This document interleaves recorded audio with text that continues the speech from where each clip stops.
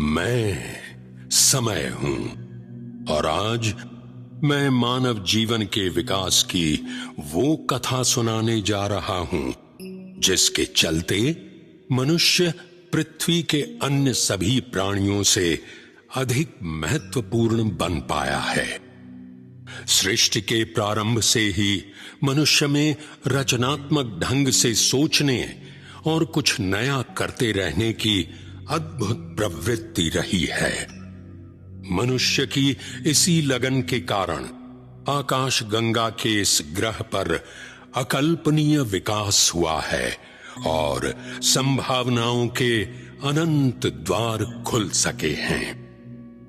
समय के पार याद कीजिए बचपन के वे दिन जब आप अपनी पसंद के किसी काम में डूब जाया करते थे, घंटों बिता दिया करते थे, फिर भी लगता था कि थोड़ा वक्त और मिल जाता। आप खो जाते थे अपने उस मनपसंद काम में और उन पलों में जीवन की सर्वाधिक प्रसन्नता का अनुभव करते थे। दिल को भाने वाली ऐसी गतिविधियों को ही शौक अथवा हॉबी कहा जाता है। एक ऐसा जुनून या पैशन जिसे करना मन को भाता है। कुछ खास तरह की चीजें एकत्रित करना, कुछ रचनात्मक लिखना, कुछ नया सीखना या किसी खेल में रम जाना। हॉबी कुछ भी हो सकती है। ये खाली वक्त में की जाने वाली एक ऐसी गतिविधि होती है जिसमें हम प्रायः अपनी सुध बुध खो देते हैं। लेकिन मैं समय हूं। मुझे ज्ञात है कि बड़े होने पर हॉबी अक्सर पीछे छूट जाती है। किसी ने इसे उतनी गंभीरता से नहीं लिया जितना लेना चाहिए था।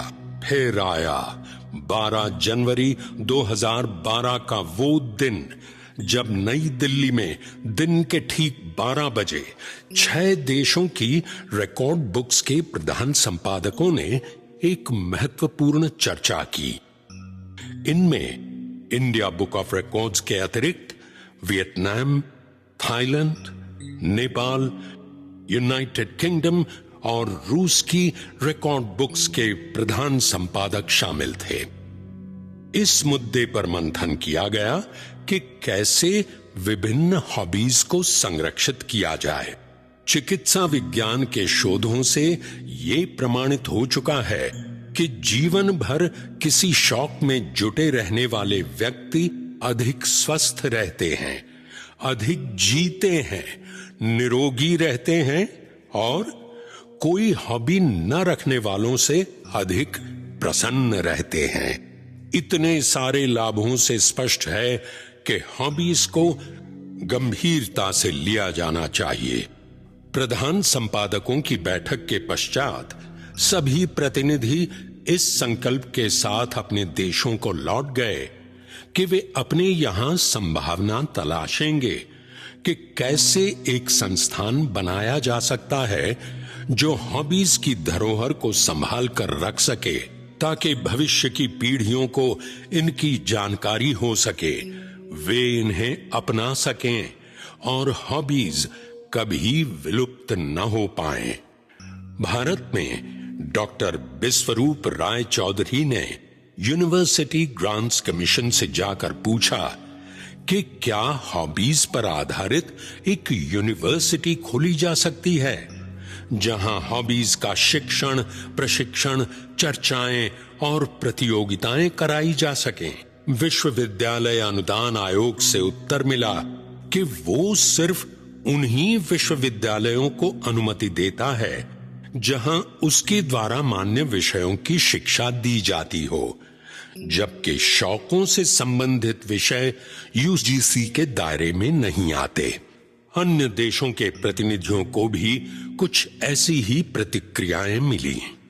यूं समय का चक्र चलता रहा। अंत में सभी ने, विशेष रूप से India book of records, Vietnam book of records तथा थाईलैंड बुक ऑफ रिकॉर्ड्स के प्रधान संपादकों ने तय किया कि वे स्वयं ही एक स्वशासित निकाय की स्थापना करेंगे जिसका नाम रखा गया world records university.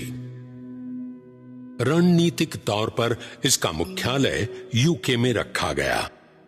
Thomas Richard William Ben इसके कुलपति हैं। वर्ल्ड रिकॉर्ड्स यूनिवर्सिटी की स्थापना को 10 वर्ष हो चुके हैं और इसके पास 5000 से अधिक शोध ग्रंथ एकत्रित हो गए हैं जो भविष्य की धरोहर हैं। मैं समय हूं, इसलिए मुझे विश्वास है कि ज्ञान का ये महान भंडार आगामी समय के मनुष्यों का मार्गदर्शन करता रहेगा। To invite the World Record University candidates on the dais, please put your hands together and welcome Mr. Nguyen Van Day, Mr. Nguyen Quang Mao,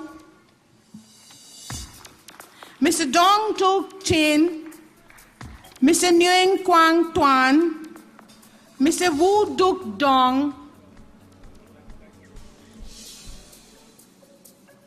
Mr. Pham Hong Day, our Vietnamese volunteers and our counterparts can help the Vietnamese record holders to please come on the dais. Manish Dhameja, largest collection of coils. I want to run after you after this program. Meena Gupta, nature science and medicine. Meghna S, incredible ambidextrous artist, amazing. Megha P. Nair, maximum black and white floral paintings, superb. Mustafa Patanwala, Rajas virtual electric vehicle training. Paramjit Singh, 100 random objects memorized in least time. Wow.